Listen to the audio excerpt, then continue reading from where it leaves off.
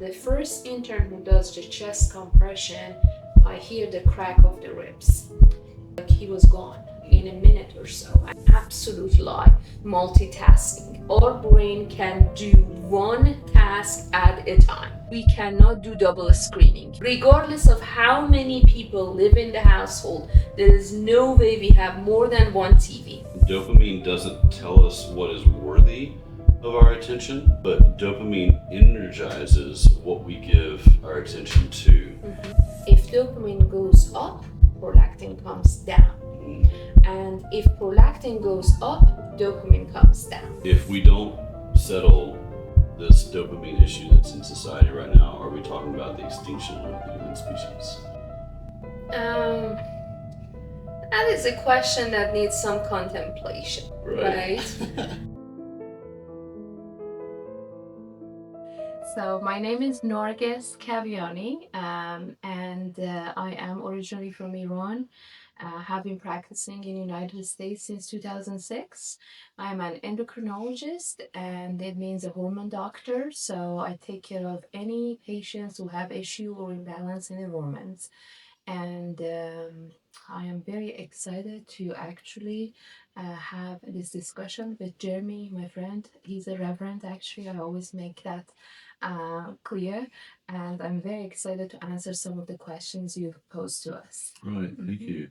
I'd like to say that overall, endocrinology and theology and psychology, we're all interested in the benefit of the person and finding ways to stabilize and regulate and create healthy function in the individual. So I have a short little statement about what that healthy life looks like, and then we can get into the first question, which is, what is dopamine, since you're the expert in a lot of these things? A healthy life pursues the right things, is at peace with enough, doesn't panic under pressure, forms deep relationships and stays faithful to them, grows through experience, and recovers after stress or failure. And in each one of those items that I listed off, there is and I have, is it an endorphin? It's part of the endocrine system. So we've covered in that brief statement dopamine, serotonin, GABA, oxytocin and vasopressin, glutamate, and endocannabinoids. Yes? Beautiful. Yeah, so in that statement, each one of those things are covered. Right things through dopamine, being at peace with enough, serotonin, doesn't panic under pressure, GABA, and you'll have to explain that one a little bit closer to me because I think I'm not as familiar with what that is. Forms deep relationships and stays faithful to them, oxytocin and vasopressin. Grows through experience, glutamate, and you can enlighten us on that as well. And then recovers after stress or failure, endocannabinoids. I'll need some explanation on that as well.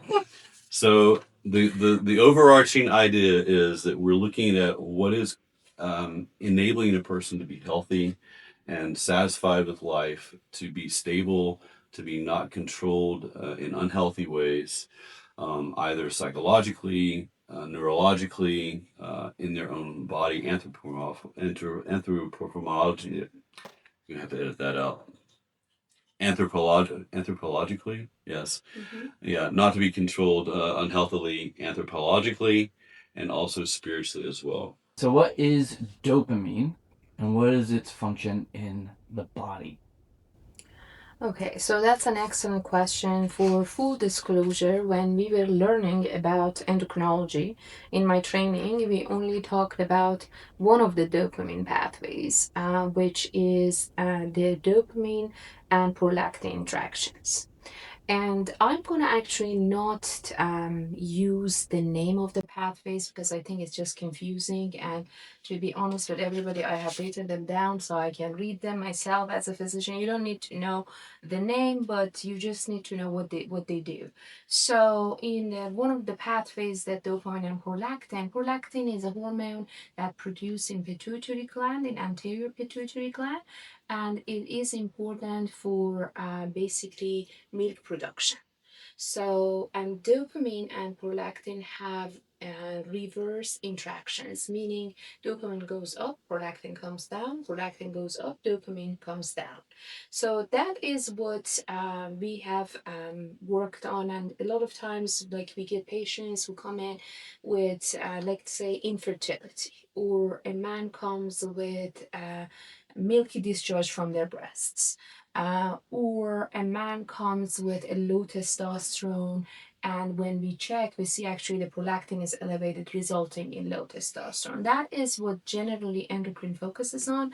But I had the privilege of actually educating myself about other actions of dopamine, just to in preparation for this podcast. So, dopamine is a molecule that is made from carbon, hydrogen, and oxygen. It's a catecholamine, so it means like catecholamines are a group of chemicals that help us to react to the stress. So it's a catecholamine, and it is made from an amino acid. It's called tyrosine, and amino acids are like forming blocks of proteins. And dopamine is majorly produced in brain in four different segments, and it is a neurotransmitter and a neurohormone.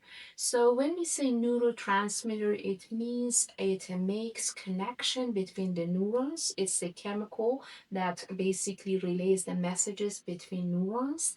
And when we say it's a neurohormone, hormone is a chemical that produced from an organ and basically gets into our bloodstream and moves to a target organ and does an action.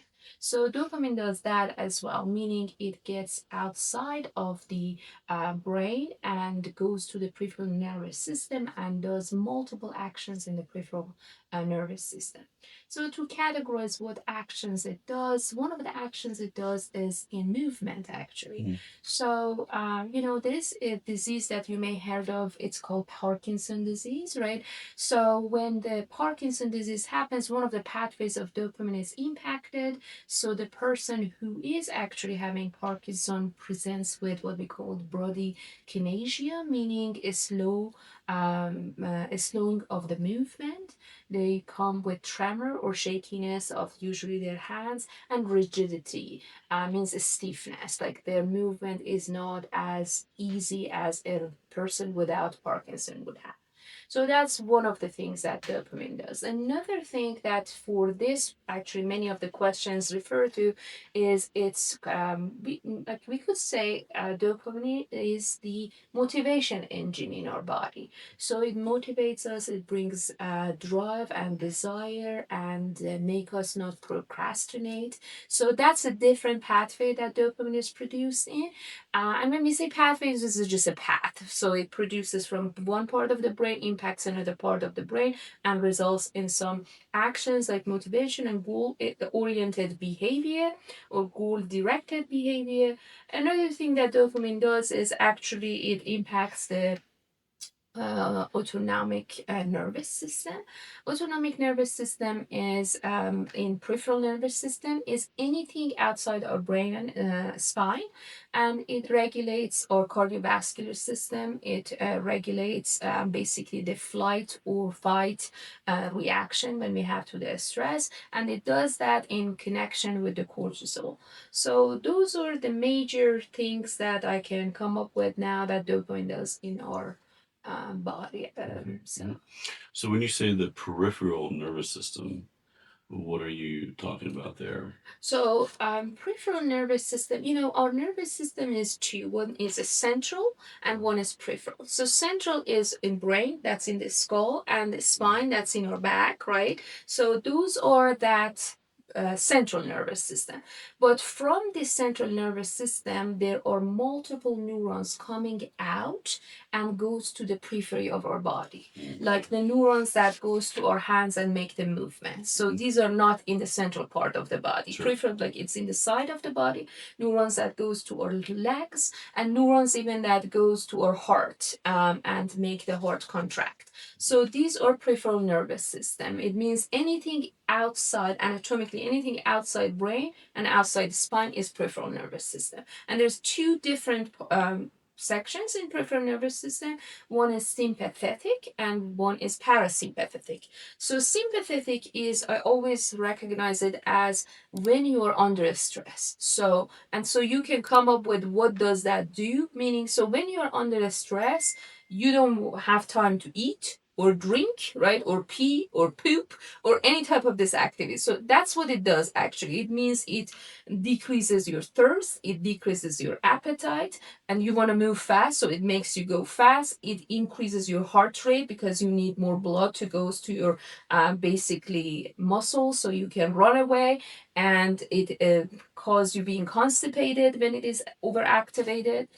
On the other hand, parasympathetic nervous system is what when we are relaxed. Let's say you're doing meditation, you are getting ready to sleep, you're having a nice conversation. So when you are relaxed, like you can drink, you can eat, you can actually have time to go to the bathroom. So when the parasympathetic nervous system is activated, you basically have good appetite, you have desire to drink, your muscles are relaxed, you don't have contraction in the muscle, your heart rate slows down because you don't need it to go fast, your breathing slows down. You actually may develop, if it is overactivated, you may develop diarrhea because you just have more time to go to the bathroom. So that's the different parts of peripheral nervous system.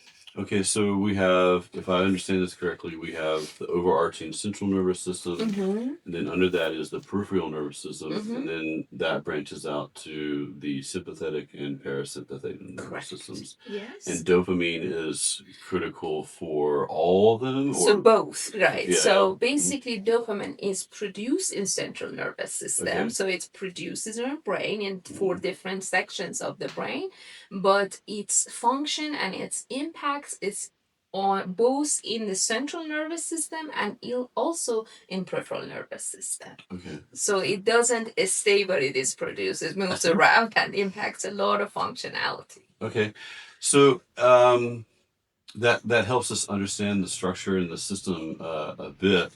You mentioned when it comes to dopamine reward and motivation and movement, which is also very interesting. Can you talk about that a little bit and how dopamine functions practically in the way we think, in the way we perceive, in how we anticipate things or enjoy them, and then the effects of movement as well? Sure. So one of the pathways that dopamine has is like its impacts or motivation, reward on and functionality. So that pathway starts from prefrontal cortex, which is like the front of our brain. So it's basically the logical part of our brain. It makes us have the drive and desire to do goal-oriented activities, and also in expectation of a reward, it produces more dopamine. So and as I was reading this, I remember like I have my dog Danny that you know, right? So when we train a dog, so how do we train a dog? So there are two ways to train a dog to do a goal-oriented activity for you. So one is to punish them. One is to actually give them a biscuit or reward them with something. And my dog is specifically, he responds very well with the food. So basically, what happens is when you give him a direction, he follows what you are asking him, and when he does that, he gets the reward, which is a biscuit. And that the more you do it with him, the more it gets ingrained in his brain. So it means like he actually connects that this command that is given, if he does it, he gets a biscuit. So gradually, once he keep doing this repeated activity, then you give him every other time you give him the reward. Then you actually don't even give him the reward, but because he's anticipating that he's going to get the reward, he still follows. So it actually works for us as well as human beings. So the dopamine and the expectation of the reward makes us wanting to do an activity. But what is very important here to actually talk about is some activities cause production of the dopamine in massive pulses. So like scrolling on Instagram, right?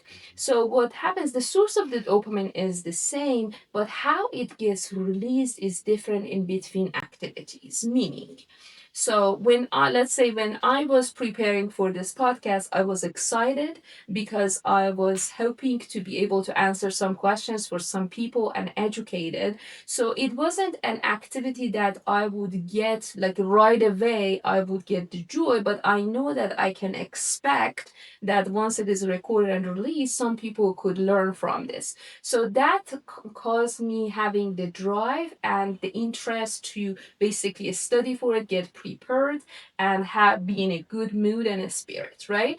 So the same thing happens when you scroll on the Instagram. So, but what happens is this is designed specifically based on how our brain functions. So the videos are very short. So they, cause when you see a video that, and the algorithm learns your pattern. So like say if I watch videos of animals, it keep producing videos of animal back to back. What ends up happening is every time I watch the video and I enjoy it in the expectation, even the expectation that the next video comes up, my brain starts producing a pulse of dopamine and releases it. So I have an excessive level of dopamine release, but the more you do it, like you don't get the satisfaction anymore because you basically run out of the dopamine resources that you have. That's one. So because we produces just certain amount of dopamine in our brain, that's the brain has that capacity. And also you basically your body gets type of resistant to it because it's massive amount of it all around. You don't respond as much. So at the beginning it's joyful, maybe the first few minutes, and then you just keep scrolling with the expectation that you would get the reward and the dopamine release, but it doesn't happen anymore. So it's basically that's the basic of how you get addicted to anything, including a scroll. So, uh, Nargis, the dopamine function in our body also affects memory and movement, and you mentioned that. And one of the questions that I had when as I was preparing for this is, what diseases are we talking about in terms of the dopamine system? And I had written down Parkinson's, which is dealing with movement. Right. So, can we talk about memory and dopamine, and also what's the correlation between movement in terms of, because if you don't know what Parkinson's is, it's where you lose control of movement, and you'll see it in elderly. Well, they're shaking their hands just slightly. It gets worse from that, and there's been a lot of medical progress on that. But can you talk about dopamine for memory and movement? Sure. So one of the things that the dopamine impacts is our cognitive function. One part of the what our brain that helps with our cognitive function is the working memory of our brain. And what is working memory? So working memory is the space. Like think about like how when you use your computer, the space that the computer has to process the information as you're doing a task. So that is our working memory as well. So right now I am having my working memory pulling out anything that's in my brain that's related to dopamine and get that data out based on the questions you're asking me. So one thing that even happens actually in Parkinson disease is the working memory declines. So that means the space that they have to process the data decreases, so it slows down. So they slow down on responding like to your questions. They slow down how they can retrieve the information that's in their long-term memory and bring it and be coherent in responding and staying focused on the topic you're talking with them. So there are and it happens in different stages of the disease as disease advances. Right. So, one of the things that we deal with in today's society, and it's why I mentioned in the very beginning, stability and being able, to have a healthy ability to control your desires and your motivations and even your movements, is because we are overstimulated. in this society. So, in terms of like Alzheimer's, where memory is concerned, and Parkinson's, where movement is concerned, are we seeing a direct connection, causation with overstimulation and dopamine issues in these diseases? What's the science on that currently? So it's an excellent question. Actually, so the Alzheimer and Parkinson disease are mostly diseases for elderlies, right? Right. So it doesn't. So what when I say it's in elderlies, the process of it actually starts decades before we see the presentation in the person, right? But our body is very smart and very resilient to adapt for years before we actually see the disease. And disease means when it actually impacts our regular daily functionality. That's the definition of this. Is anything that impacts our daily function and impairs that is considered a disease. So, regarding the memory, the problem we see is mostly in our youngsters, and the reason being is when we were growing up, like I'm 40, almost 47 soon. So when we were growing up, we didn't have access to the computer. Like what we studied from was books and writing and reading. So there was a lot of time for us to process the data that enters in our system. Also, even TV, like when we were kids, like there was 1 hour of TV that you could see cartoons in. And when we saw actually watch the cartoon, we watched it as a group. So it was a group activity. It wasn't like there is like 10 different TVs in each room and everybody could pick their favorite show. So there was a spiritual, actually, a spiritual layer in any type of activity you did with the electronics, and you learned that to interact with the other kids, you learned patience, you gotta wait for your turn, you learned the social interaction with other kids, like you can't just have a fight over the remote all the time. So it wasn't an activity that's individual based. So nowadays each of us have one of these devices next to us, which I actually literally wish we could eliminate from our life. It would be much, we would have much healthier life. That device, it actually makes us be accessible 24/7.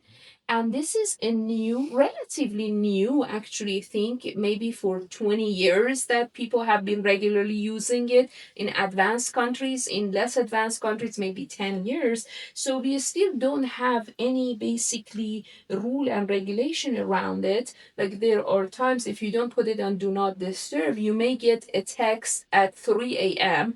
And if you don't have the discipline and you have actually your device in your bedroom and you are a light sleeper, that could wake you up and like impairs your sleep. And when the sleep is impaired, it directly impacts your memory. Mhm. So now we are actually we are the generation and dealing with these devices that we don't know necessarily how to manage them and how to basically incorporate them in our daily life. And if you're not actually aware about it, it invades our whole life. Like in my house, I have one rule. We have only one TV. Regardless of how many people live in the household, there is no way we have more than one TV. Another rule that I have is we cannot do double screening, meaning if we are watching the TV, that's what we watch. There is no like I'm scrolling on my phone and I'm also listening to something and my laptop is playing something else. Another thing I have put the rule is there is no electronic in our dining table, regardless of if you are a guest or anybody. So you actually leave your device outside in a basket for the time that you're here so you can pay attention, keep focused on the activity that's going on. This lie that has been sold to us that we could do multiple function, absolute lie. Multitasking. Our brain can do one task at a time. So if you, I mean, there's no way that I'm a mom and my daughter is telling me something, I'm scrolling on my device and I'm also listening and paying attention to her. So we gotta all be careful about how we use our devices because it impacts all different parts of our life: attention, focus, discipline, and all other things. Did I answer your question? Yes. So with dopamine, we see that dopamine is a regulator of motivation, of attention. It helps with learning. Mm-hmm. It also modulates movement. There's a function there. It regulates our hormones. Mm-hmm. Yes. Absolutely. I think it's interesting to kind of say that dopamine doesn't tell us what is worthy of our attention, but dopamine energizes what we give our attention to. Mm-hmm. So it doesn't say this has value. It sort of cooperates with our ability to have attention towards that item and towards our own will and motivation. Um, which means that dopamine is neither good nor bad. It's just it's a simple aspect of how we are designed to interact within ourselves, within our own thoughts, within groups, as you were talking about Mm-hmm. having a group, a collective experience, whether you're watching a movie together with other people and something very interesting is happening on the TV screen, or whether you're in a faith community and you are sensing the bond and the oxytocin that comes from gathering with other people. So dopamine is neutral in that regard, but it's also something that we have to be aware of and how it functions in our life and um, is interacting with other aspects of our systems as well, for good or for bad.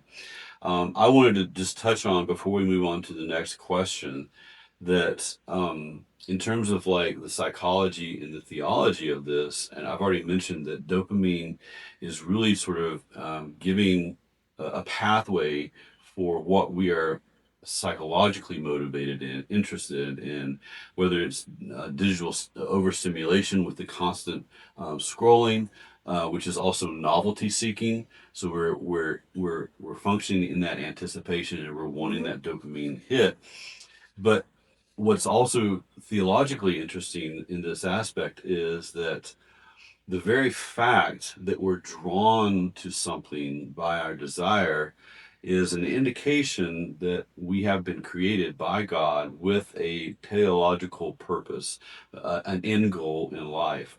And dopamine can be something that is helping us along, or it can divert us onto paths that are unhelpful.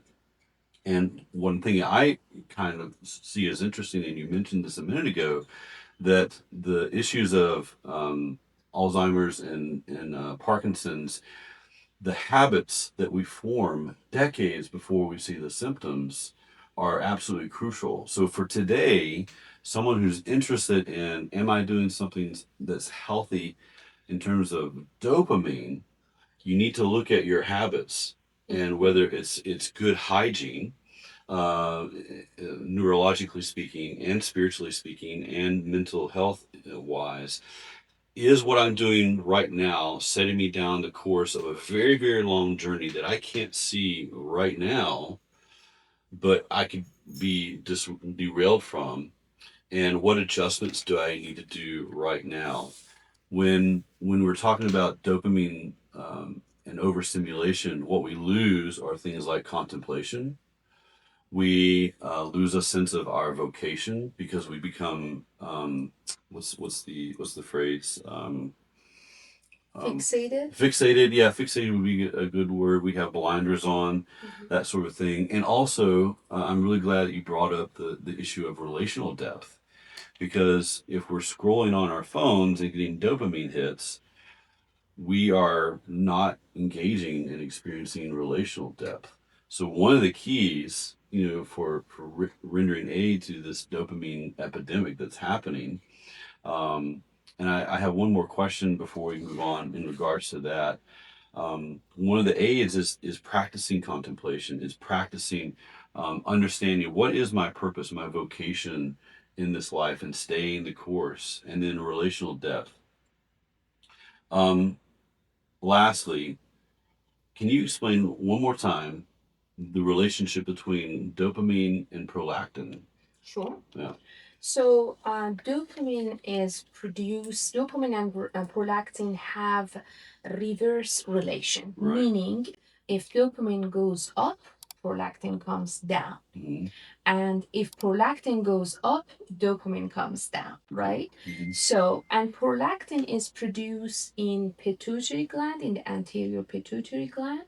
And so when someone has a tumor in the that area that produces prolactin and overproduces the prolactin, it results in actually decrease in the dopamine production as well. Okay. So sometimes, like the patient may even come with depression, and you kind of check their hormones and you see the prolactin is elevated, and that we don't necessarily check the dopamine in routine labs, but then what we know that they have inverse relationship, meaning the dopamine is low.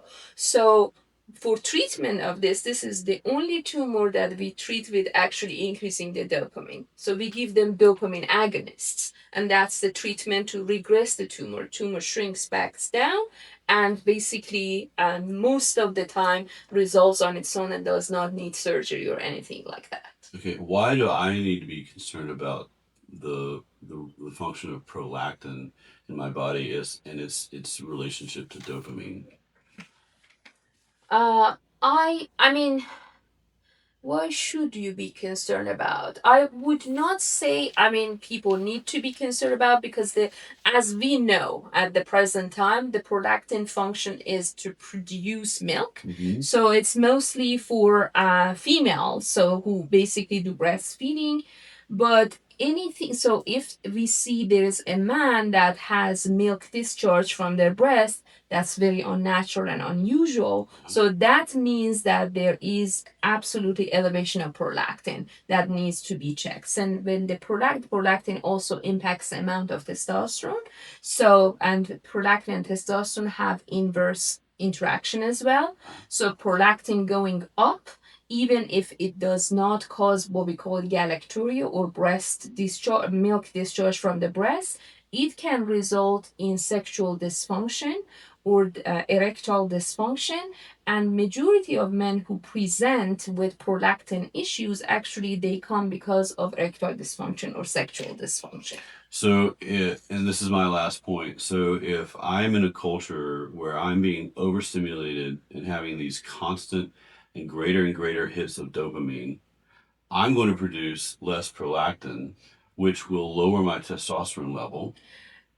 Correct? No, because they are actually reverse. So the lower prolactin causes testosterone going up. Okay, so I'm going to become more aggressive. So right, right, and it could be. And females are going to produce less milk. Mm-hmm. Is this also affecting libido in both genders? Absolutely. So testosterone is what is in charge of libido in men, and in women, there is also estrogen and testosterone in combination. And one thing that would be interesting is testosterone is the major molecule that's produced in all different, in female and male. But because of a conversion we call aromatization, it gets converted to female hormone, which is estrogen and progesterone. Mm-hmm. So if you have any issue with testosterone production, it can impact the female hormone as well. Okay. So long term, if we don't settle this dopamine issue that's in society right now, are we talking about the extinction of the human species?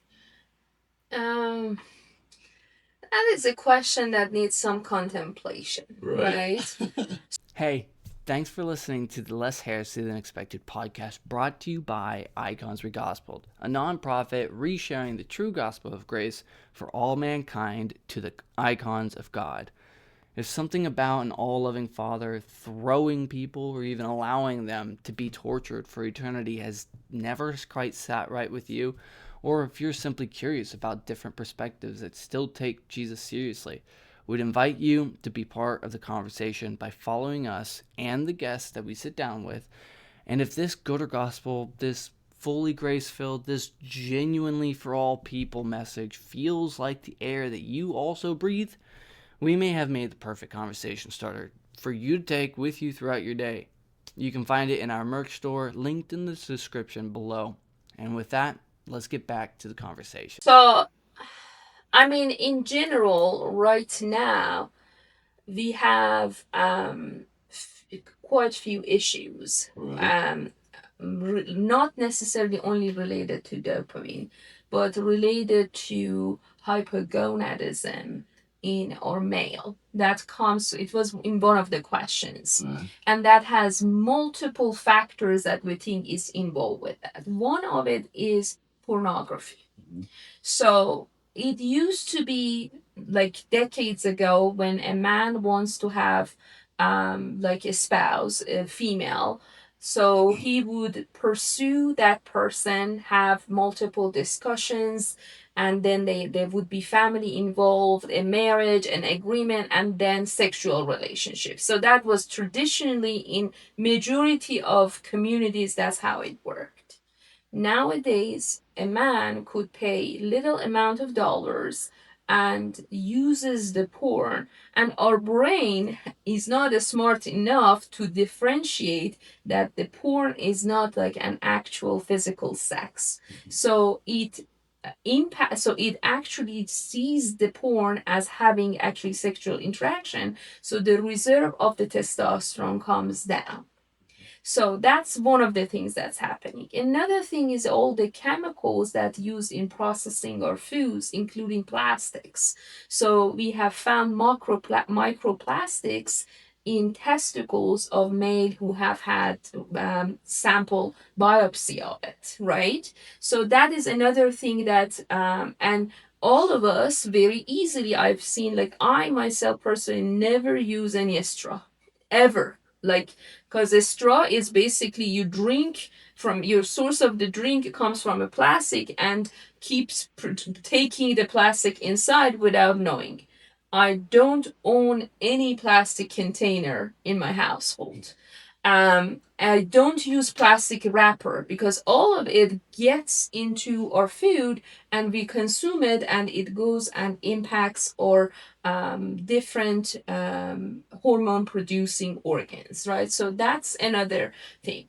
The third thing is all different source of addictions that we have, like this scrolling, that we could, like, we come home, let's say you have had a hard day at work, we come home, we know that the right thing would be probably cook some good food, have a like mindful meal, then maybe do a little stretching exercise and go to bed, get ready for the next day. But instead, what we do is we come and lie down on our couch and start scrolling. Before we know it, 2 3 hours is passed. We haven't eaten, probably have some chips, maybe like munching on the chips or popcorns, haven't eaten properly, so our body doesn't have the nutrition, and it's late in the evening. We go to bed without doing any type of preparation for going to bed. We don't get a high quality of sleep, and then the next day we start the vicious cycle.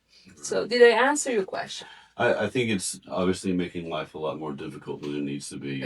And I want to find a hole somewhere and just kind of hide from all the contaminants in society. But that's not the answer. So let's move on to the next question. Dopamine drives motivation. How do we distinguish healthy desire from compulsive craving biologically and spiritually? Do you want to take that first? Yeah, so we've discussed already the fact that theology and endocrinology, psychology, we're looking for the ability to maintain a healthy balance and to adapt well, and then to come back down from that adaptation into a position of rest and contentment and satisfaction. I believe the medical term for that is allostasis, where you're able to adapt, but you don't stay there. And then the more general aspects of this concept is homeostasis, where you maintain that normalcy, but there needs to be the adaptability. Healthy desire tends to look like a flexible, goal-directed pursuit. So that's healthy desire. It's goal-directed. It's flexible. Something that's compulsive is the exact opposite of that. It's driven. It is narrow. It's repetitive, and it's very reactive as well. And so, what I would look at, theologically speaking and psychologically speaking, is that the ability to choose comes from the self awareness of saying, I am not the desire itself, but I have the ability to recognize the difference between my true self and the thing that I am wanting to pursue, the goal, whatever we want to call it. In psychology, specifically psychosynthesis, which is very similar to internal family systems, we have these subpersonalities, which basically take over the true self and become the predominant personality. In other words, I identify as a soother, so I have to soothe other people's emotions, or I have to constantly flee or escape, or I have to perform, or maybe I'm just the angry avenger and I need to be on the pursuit to attack and to go after all this, what I find in injustice happening in the world, all this sort of thing. The question here then is, who is driving my actions? Is it compulsive? Is it flexible? Is it reactive? Psychologically and spiritually speaking, a healthy desire allows for a freedom. It allows for integration. It allows for the fruit of peace, enough energy to do what I want to do and accomplish. It allows for patience and for generosity, and it also allows for saturation, which means I can stop at any point. I'm full. I've achieved what I needed to do. The opposite is that would be I'm captive. I'm fragmented. I'm indecisive in a lot of ways.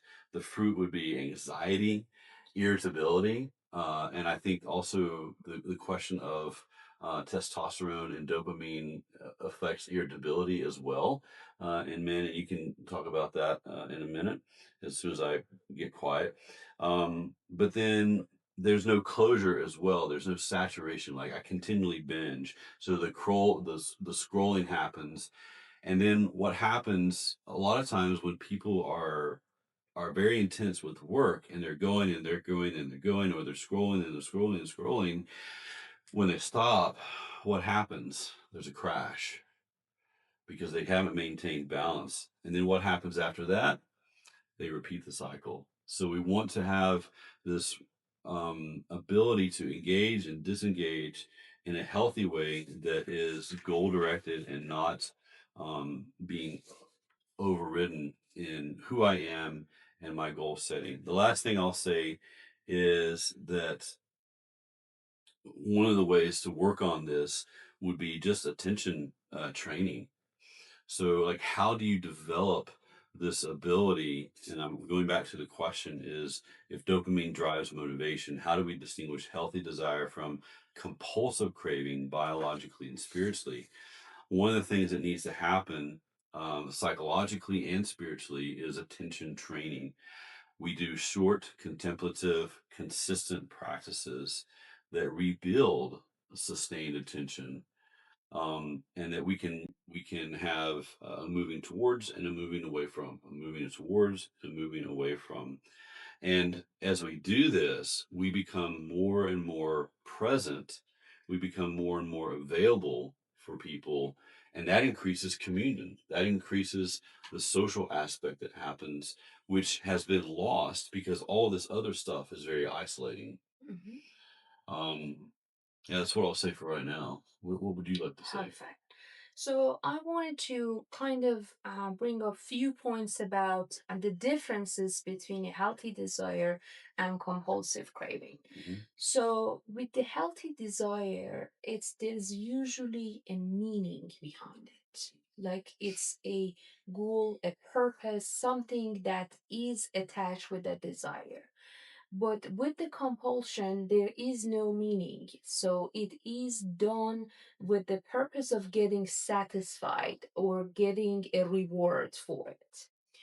With the healthy desire, the amount of a dopamine that is released is basically consistent and pulsatile. So, but with the compulsion craving, it actually comes as very huge release, then there is nothing. Huge release, there is nothing. Huge release, and there is nothing. So there is no steadiness in the release of the dopamine.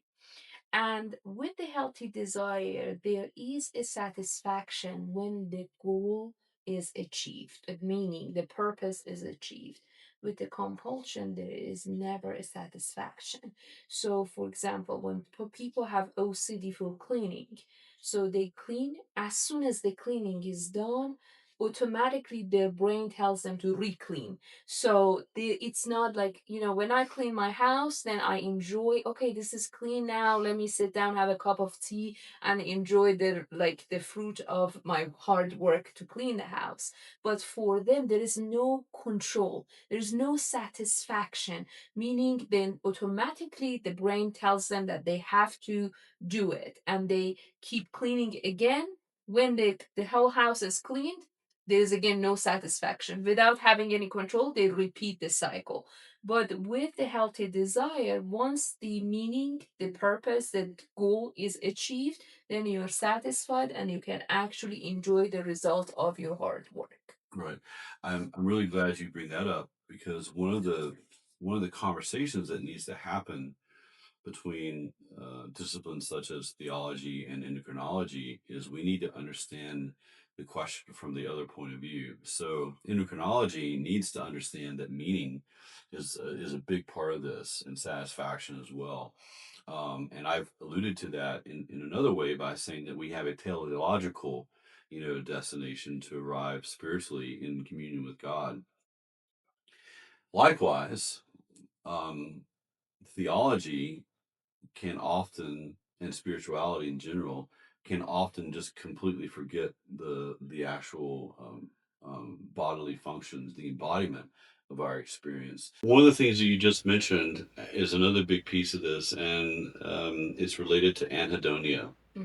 Anhedonia is the inability to receive pleasure from ordinary life.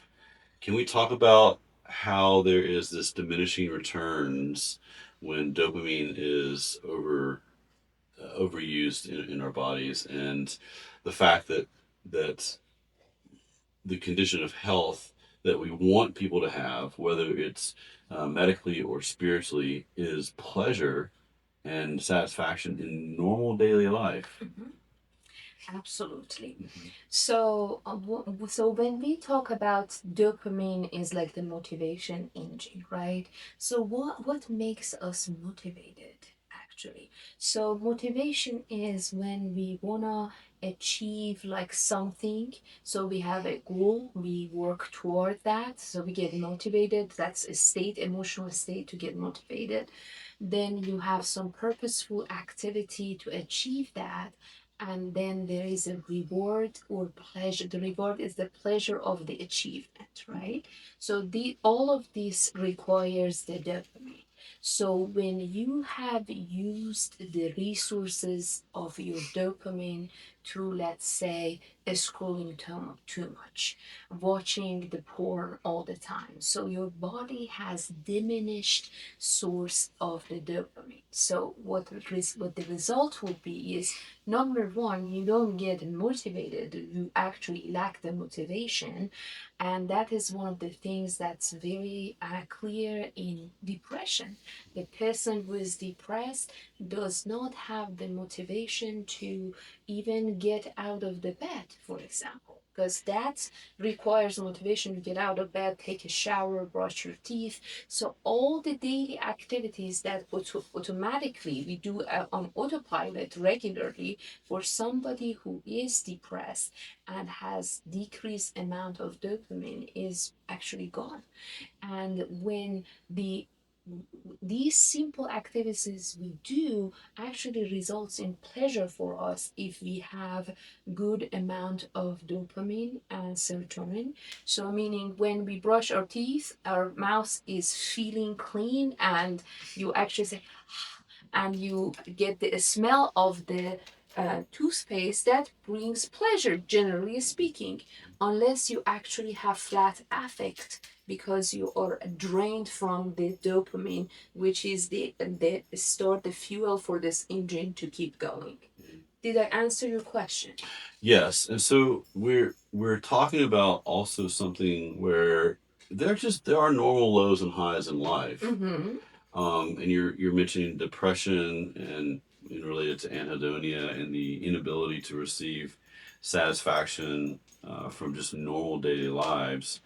Um, and then also understanding that when we're on a high, that can be a very good thing. But I would say spiritually and psychologically, if that high is not held within the ability to have compassion and patience and freedom, then we've gone way too far. And we've also discussed very briefly the way too low, where someone just can't get out of bed. How do you how do you determine when you're getting too far into anhedonia or just natural contentment or too far into like the highs? How does medical science define those two? So we have this thing called the DSM, which is the diagnostic criteria we use to be able to clinically communicate why we make a diagnosis. So in the diagnosis of depression, we say that the anhedonia, which is one of the major characteristic, or the impaired mood, should last at least for 14 days. So if, for example, let's say tomorrow I have a cold, like I don't feel like getting out of bed, like I have a flu, and for one day I'm down and I'm kind of having a pity party for myself while I'm sick, that doesn't qualify for depression. So in the diagnosis criteria, the number of the days basically is important. It should be consecutive, and so that's one of the things we use about the timing and the timeline. And about like being high, like the opposite of very low or depression is what we call mania in psychology, right? So that is also needs to be at least 3 days of there are multiple different criterias, like lack of sleep, like spending too much, hypersexuality, and like being aggressive. So there are multiple different criteria. So the timing is what makes the basically the diagnostic criteria for either mania or depression, because which are the two end of a spectrum. Mm-hmm. Just concluding on a short psychological note, since you mentioned the DSM, Mm-hmm. um, which is the diagnostic Statistical manual. statistical manual, yes. Right. So I think another way to kind of look at these two extremes in our emotions and compulsivity um, behavior is the identification with the excitement or the over aggression perhaps, or the apathy or anhedonia or just the lack of motivation. I am angry versus I am sad, and then coming back to this idea of like, who am I? Do I become the urge, or am I in relationship to the anger? Like I'm feeling angry or I'm feeling depressed versus I am sad. This is some language that is kind of crucial in terms of not only psychological aspects but also theologically and spiritually. Like if I give in to porn, then I define myself. Well, I am a sinner. I am a bad person. So there's this labeling, or I'm too energetic and people don't like me because I'm always on a high.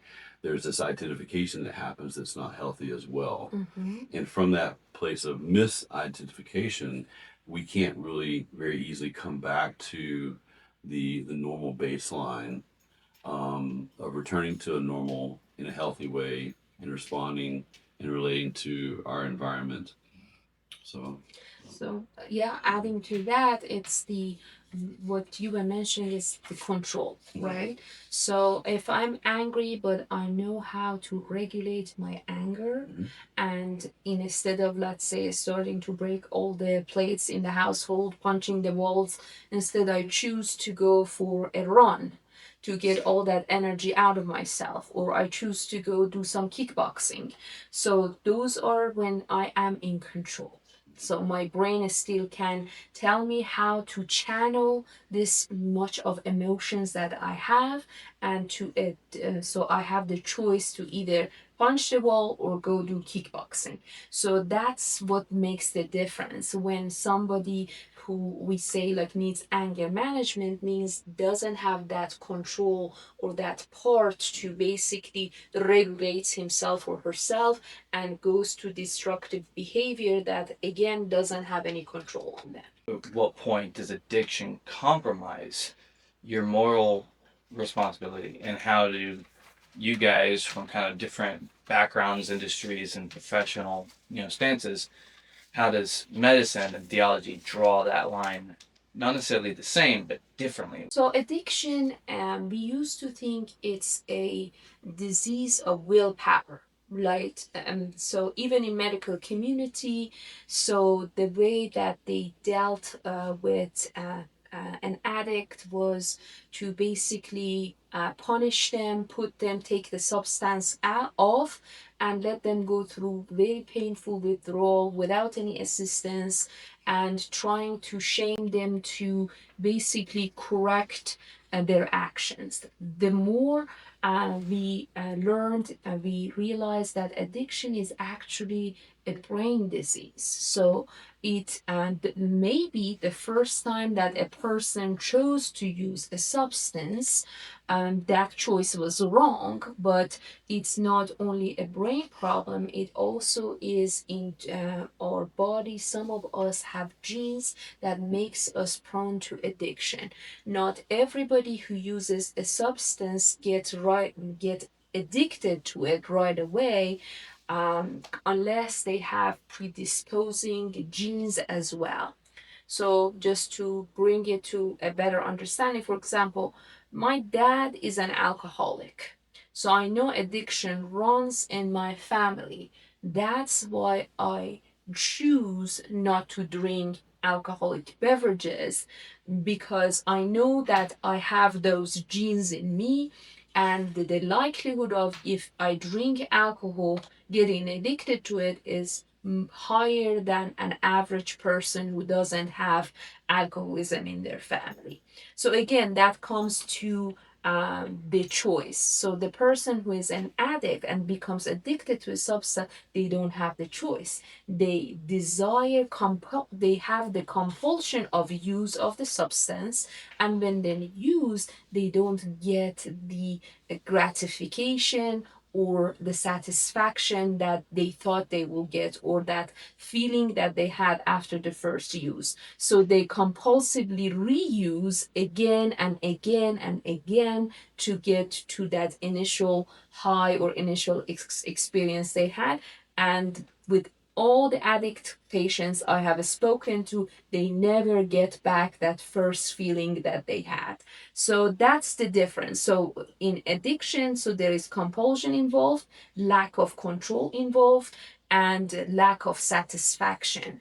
And it is a brain disease because they keep going through this vicious cycle, and it has nothing to do with the willpower to stop it. So I'm going to stop right here and hear about the theology point of view. right. And as we continue to share, I'll just say again, I think it's just so fascinating how essentially three disciplines need to speak with each other and interact. We have the medical science, we have the theology, and we have the psychology.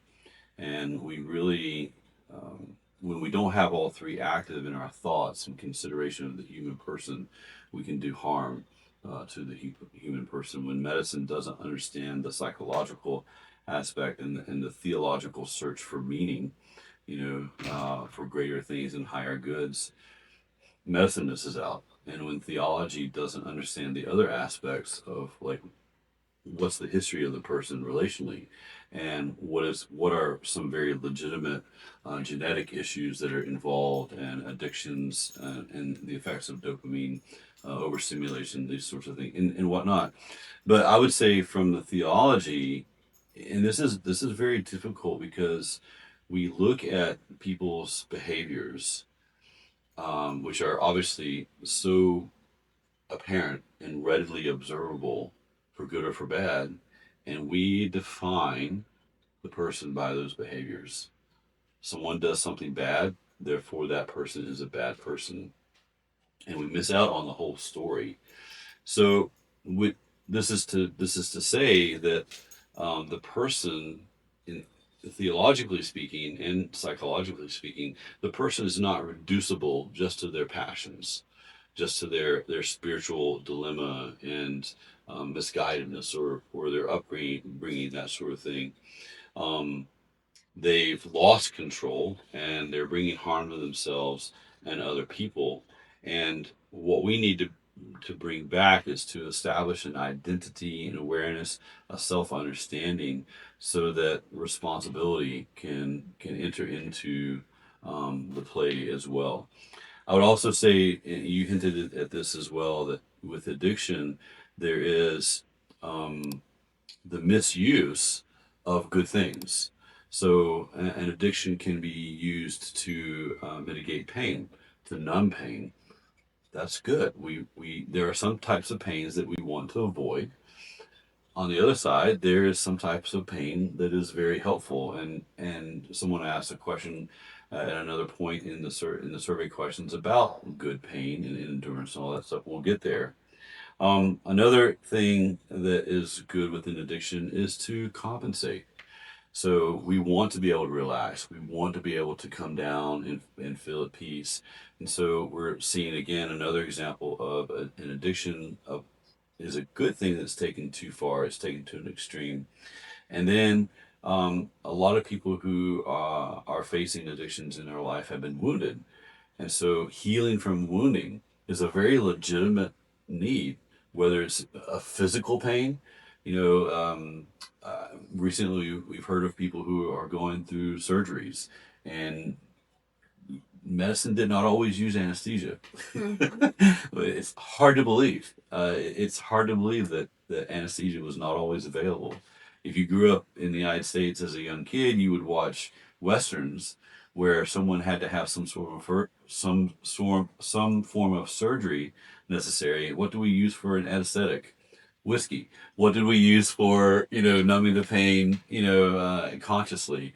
Anesthesia. We used whiskey. And as I understand, medical science wasn't even holding that infants could feel pain until just the 20th century, which is just unfathomable, from a point of view. So these things have to be in place, and we have to be able to understand brain adaptation.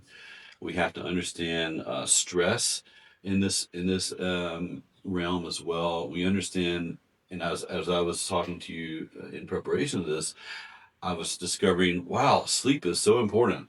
Right. So the loss of control, the loss of responsibility. We talk about, if you're a parent, you have to deal with kids that are hangry. And so if a parent is not understanding and not aware of the issues that the child has, they're uncomfortable, they're hurting somewhere, they're unsatiated, they need food, they're hungry, or they're just lacking closeness, and they need that awareness of being encouraged and supported. That's incredibly important as well. Medicine looks at the biological functioning of these things. Spirituality discusses the morality and the spirituality of this. And then psychology is looking at how do we reclaim agency in this? How do we return to the identity of who I am and separate that from I'm hurting, I am hurting, to I'm feeling this pain, and I can, from that place of even compassionate observing for myself, begin to navigate these issues that we go through. Where do medicine and theology most urgently need each other right now? So I actually have had the privilege of doing my medical school in Iran, which is a, quote unquote, they call it an Islamic country. So that means it was ruled by an Islamic government. So people of Iran, majority of them have a spiritual practices, right? When I was practicing in Iran, it was very basically different than when I practiced in United States. And the difference that was very obvious was in there, the family was involved with the patient. So there, I cannot recall seeing one patient who comes to one office visit alone. So any type of condition that a person is suffering with becomes a family, basically uniting problem, meaning everybody comes and then you basically sit down and talk to a family. If the patient, let's say, is unconscious, you get to speak to all the family. It's not one person in charge. Basically, everybody comes, they give, like, that knows the patient, and you make the best decision. Whenever we actually started working on a patient for any type of treatment, the family asks, how is it gonna, like, are you gonna like treat or cure like our patient? We would say, God willing, it will happen. So there was always God one way or another in the room. A lot of times you see family members sitting at the door and having group like prayers together. And there has been studies shown people who have a spiritual practices and a spiritual belief, they tend to, number one, have less psychological disorders, and two, if they have any medical issues, because of the trust, the faith they have, they tend to actually get better sooner relatively to people who don't have any type of spiritual practices. When I moved to the United States, there was like, it was brought to my attention that the religious is separate from the medicine. So there's no basic talk about in general practices. Nobody really asks you, do you have any religious practices or anything like that. I myself ended up suffering from depression, and I went to multiple different doctors, multiple different organizations, and there was like a type of disconnect between what I was treated with and how I was treated. So I started looking into what are alternative ways to basically practice medicine or to help patient, and I came across with what they called functional medicine. Within functional medicine, which has been basically practiced for almost, I think, about a century now, even in Western countries. So you think as a human being as three parts. And there's basically mind, their body, and their spirit. And you address all of them at once. You can't just separate the body and say, I'm going to just focus on treatment of the body. And that is what actually over time I've used because of my background I've had, even though I was told, like, don't bring the religiousness of the patient. When a person comes in and they tell me, like, they're a church going person, I always, and they ask me if this medication I'm giving them is going to help. I say, yeah, it will help. And she or he asks, can I pray about it? I said, prayer would not hurt at all. Go for it. And I'm sure if some of only Western trained physicians see me doing that, they may question my practices. But at the end of the day, a human being is a very complex unit. We cannot separate the mind, the body, and the spirit. It's one that work. The three of them work together to make this fascinating being that we take care of. So in my practice, I try to basically always ask questions about their spiritual practices and um, encourage them to take advantage of it in their healing. But I don't believe that's across the nature in the United States that the general practice. Right. I'm thinking back to my own experiences when going to the doctor's office or the physician's assistant office, and that's the point of discussion between us. You know what Nargess, as a medical doctor, she demands the doctor for herself, not the physician's assistant. Although I have friends that are physician's assistants, and they've been very helpful. But as far as like my own experience in this issue is, I would say probably the most personal question I've been asked by medical staff filling out a form or in person was, "Do you feel safe at home?" That's pretty much it. Mm-hmm. That's a typical question. Before I kind of share further, I want to ask you, what happens if someone checks that answer like, "No, I don't feel safe at home," or they respond, "What's the medical?" So it's a screening question because all physicians are mandatory reporters. So it's a screening question to see if there is domestic violence. So if the person screens positive, meaning say, "I don't feel safe," then there would be a further questionnaire would be provided with 9 other questions in it. And if, like, let's say we find out that there is domestic violence, we would report it to the authorities and it will be taken care of. So that's why it is there. Yeah, I wonder, what would happen in the typical church world where questions like that were asked or known, and the pastoral staff would be mandated reporters, even for adults. Are they actually? I think probably not.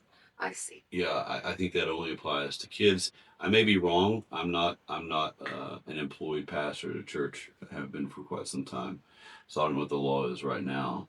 But the interesting aspect is, as a medical doctor, you're a mandated reporter for adults. No, correct? even No, for children. what? So even for children. No, no, no. What I'm Right. saying is like you're a mandated reporter for adults and children. Right, I right. don't know what the practice is in the contemporary American church if an adult is reporting abuse or major psychological issues. My guess is there's going to be some sort of tendency to try and solve it in house. Mm-hmm. With pastoral counseling, which may or may not be effective because um, most churches don't have a way to ensure to their congregants that they are giving them counselors who are experienced and licensed, certified, that sort of thing. So I think theology has a lot to learn with the ability to precisely and exactly ask the right questions, which goes back to what happened when I asked you this question about being safe at home. I had a little bit of a different context, but you immediately went to, this is a checklist of asking if there's abuse in the home. Mm-hmm. I wasn't thinking abuse. Oh. So I was thinking, what were you thinking? I was thinking like, do I feel safe in terms of like, am I lonely? Oh, yeah. I see. So do I have a sense of community? So this is a great example of how the disciplines need to actually talk to each other. Right. So to understand. Yeah. Yeah. And I have written right here, same crisis in two lenses. Right. So this is a great way to have this conversation so that we can understand we are dealing with the same issue, but from two different points of view. And if we want to bring health and integrity and wholeness to the person, we have to communicate. We have to have a holistic way to solve this issue. Um, so I would say that endocrinology, from my point of view, um, I'm going to read a statement here. I say medicine and theology most urgently need each other in addressing the crisis of fragmented desire, chronic stress, loneliness, and loss of meaning. Endocrinology understands how stress hormones, dopamine loops, and hormonal decline reshape perception and behavior.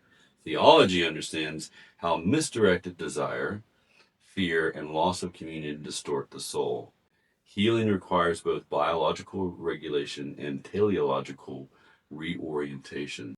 So, if the medical practitioner doesn't understand the need for meaning, even spiritual meaning, and not just in that person's own progression in life and direction and orientation, but also in terms of the community, they're missing out. The medical practitioner is not going to be able to bring full wholeness.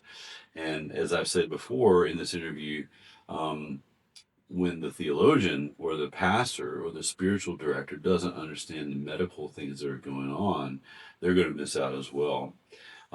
We were talking about the need for attachment in opposition to loneliness. We're talking about the need for co-regulation in the medical field and communion in the spiritual field, and um, addiction from the theological perspective in sort of medical terminology might be able to say we have addiction because we have a misplaced need for transcendence. We have a misplaced way of trying to attain that which we are spiritually meant to pursue and strive for.